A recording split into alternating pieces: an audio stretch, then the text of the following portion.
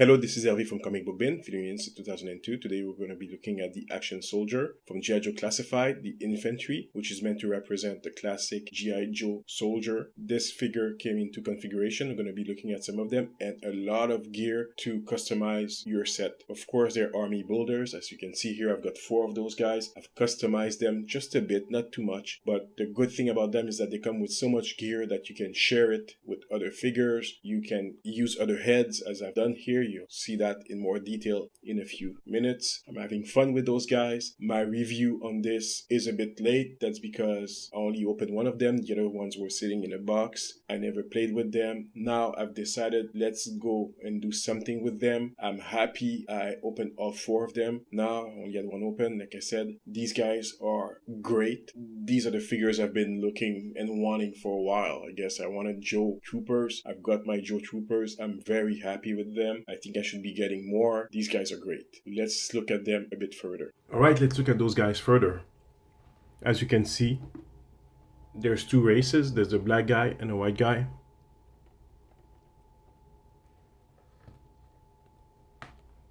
It appears that they're the same heads. And if I'm not mistaken, I could be, the heads were taken from Kamakura and Wolf Spider. In terms of likeness, those figures are meant to represent the classic action soldier from G.I. Joe from the 1960s and 70s, except the styling is based on current American soldiers, which is why the pattern is more like a beige, almost desert-like instead.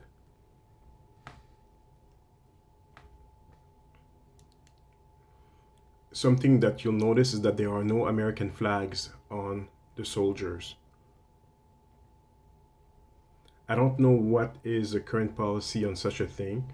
In the past, we've seen American flags on some G.I. Joe characters. I don't know if they can or if they cannot do this anymore. Who knows?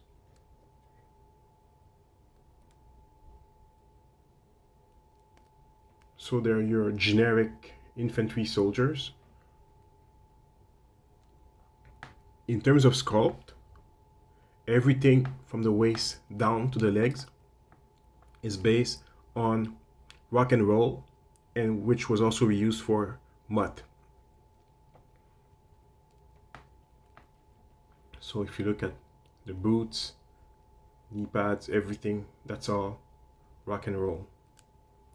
The torso and up, that is Stalker and Grunt's body.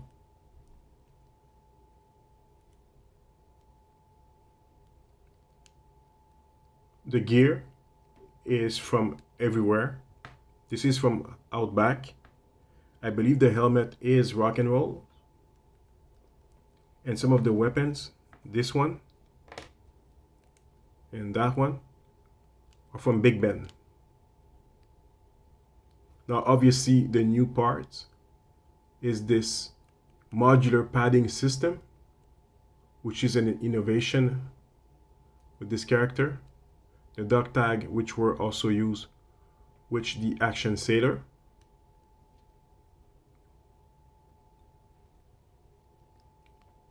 And as you can see, the modular patches and pouches are also used with duck.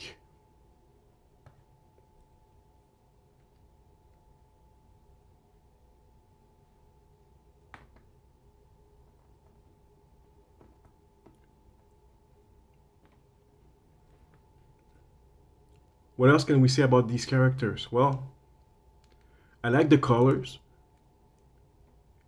It's like a greenish beige camo, and it looks great. Parts that I don't like are like the paint on the fingers. The original paint, the plastic is brownish, and just the fingers were painted. You can see that it doesn't look as good on the white characters. You can see that the quality of the paint is not great here.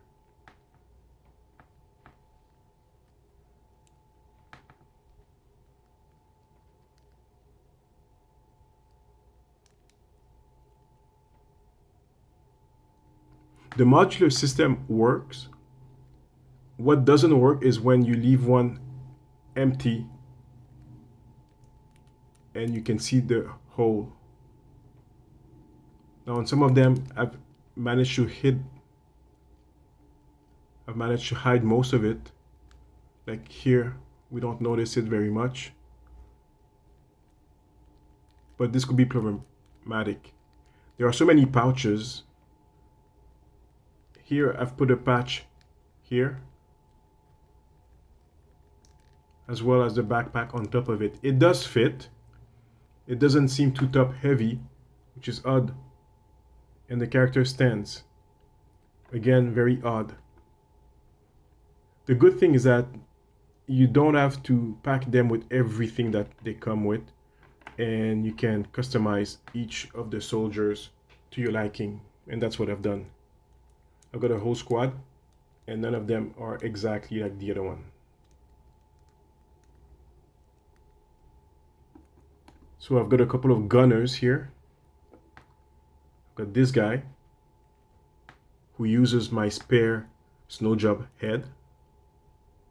He's a heavy machine gunner and he's sitting like that. It's not easy to make him take a pause as if the pedestal is sitting on the ground and he's aiming up. It's very difficult to make him take that pause. I've got my other heavy machine gunner who's using the spare Chuckles head, which has been beaten up, battered. This guy has seen better days, you could say. But I like the idea of a soldier that is a bit wounded. I think it's a perfect use for this head. Because of the mask, you don't quite see that it's Chuckles. Same thing here with Snow Job. You don't quite see that it's Snow Job. So we can reuse those heads perfectly instead of having everybody mask. Now I tried to use the movie Snake Eyes head and it doesn't fit. But if I have other heads that I can use, I will. In terms of scale, well, here's a duck figure. They're not the largest figures. They're not the smallest. It's a good fit. Stability is not an issue with those guys, even with the package, the heavy backpacks and all the gear. They seem to be alright. That's surprising. A lot of my G.I. Joe characters usually are very top heavy and they fall constantly. Especially this summer, which has been so hot. A lot of the figures that I've got have been falling over themselves almost on a daily basis. These guys are solid. I'm gonna pay a bit of attention to Poncho here. It's the same color, base color as the uniform, as the paint underneath, and it looks nice. I wish there was a way for me to not put it on top of the backpack, but underneath or something, but there's none. Normally, if he was wearing this, it would be wearing it more like that. Let's see. Just gonna raise this up just a bit.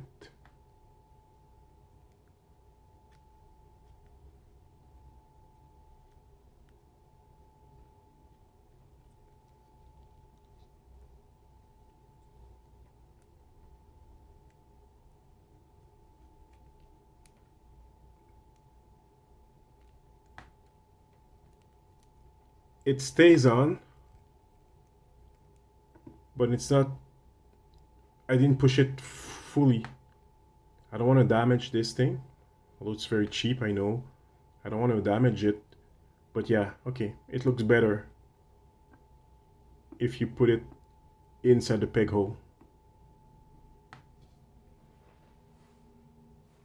Let's look at the articulation with another character that we can actually play with more.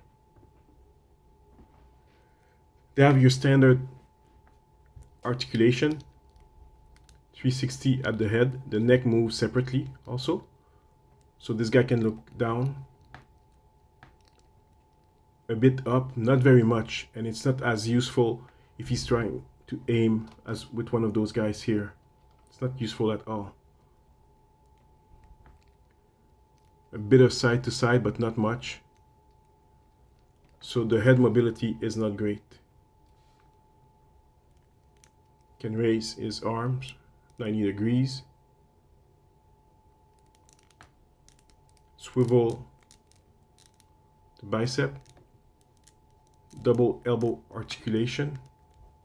The articulation are smooth so far.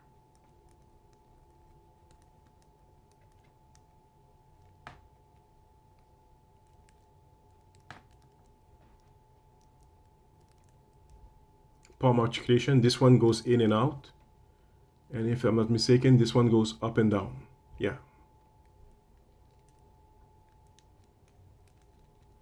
There's a crunch abdominal, but because of the pouch, you can't quite use it.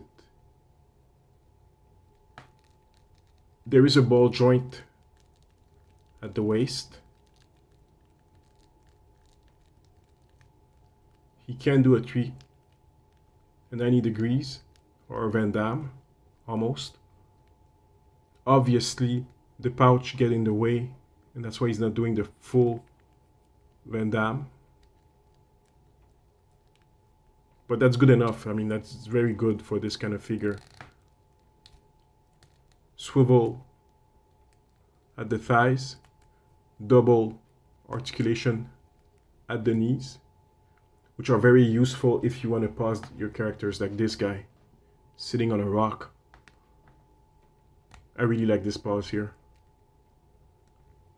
Swivel the calves, rockers here, ankles, they go up and down. I wish they could go up a bit more because sometimes it's useful.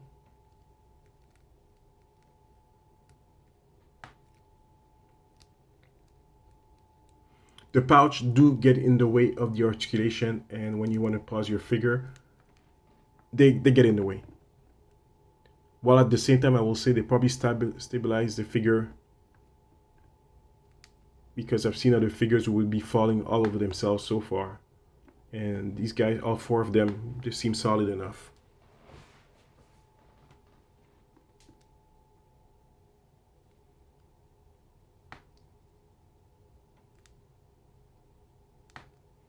In terms of availability, they're still available for sale all over the place.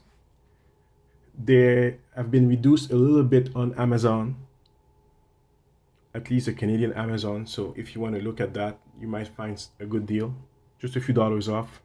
They used to be $51, now they're more like $44. Same thing for the Action Sailor. They've been reduced in price ever since. I wish I would have some kind of mortar system for those guys so I could put them behind rocks and so on. I think they look very good as army builders. I'm very glad that I've got those guys. I think I should get some more. I like them.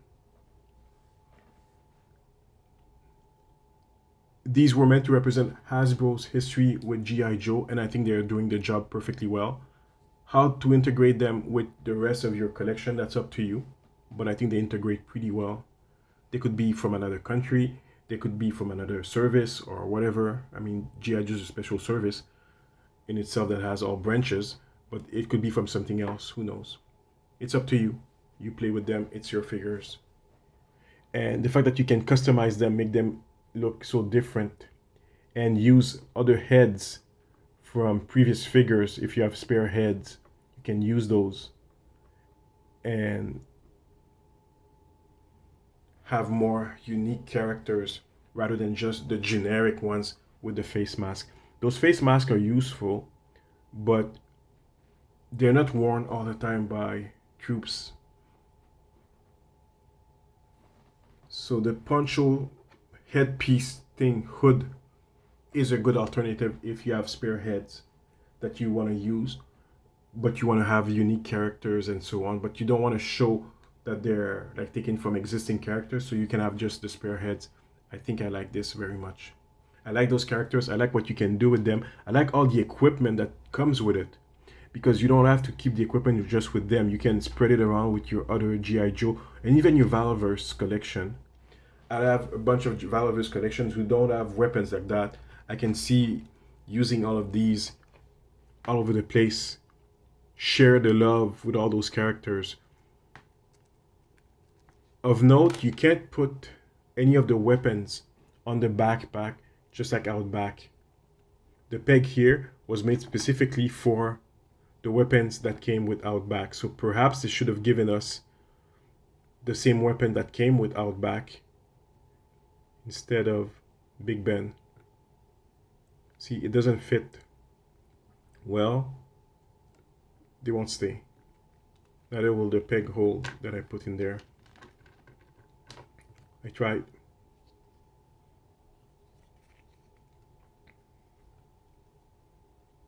I think all those extra parts is what make those figures so nice, so fun to work with. The sense that you can share the extra equipment all around your other Joes.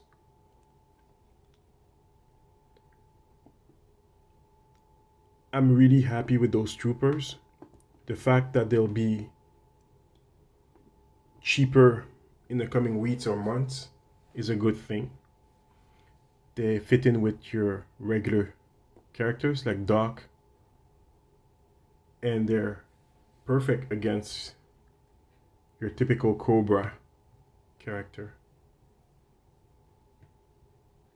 If there was something like an APV or ground vehicles, they would look even better. Here's a mutt.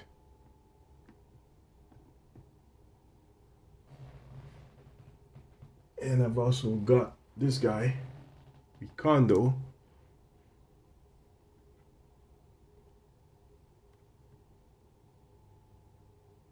You can see how they all look great together. It's like they really are part of the same unit or something. Well, this is Hervé from Comic Book Bin, filling you in since 2002. Like and subscribe.